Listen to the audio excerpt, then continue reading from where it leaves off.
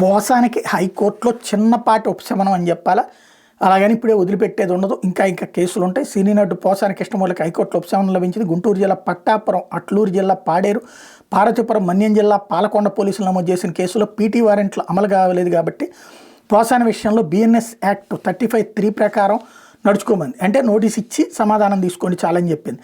అలా విజయవాడ భవానీపురం పోలీసులు ఆల్రెడీ నమోదు చేసేసారు కాబట్టి పీటీ వారెంట్ అమలు చేసేసారు కాబట్టి అందులో క్వాష్ పిటిషన్ కొట్టేసింది. అయితే ప్రాసిక్యూషన్ అభ్యర్థి మేరకు విశాఖ 1 టౌన్ పోలీసులు నమోదు చేసిన కేసు మీద మాత్రం విచారణ ఈ నెల 19కి వాయిదా వేసింది. అయితే ఇక్కడే అసలు లాజిక్ ప్లే చేశారు వీళ్ళు.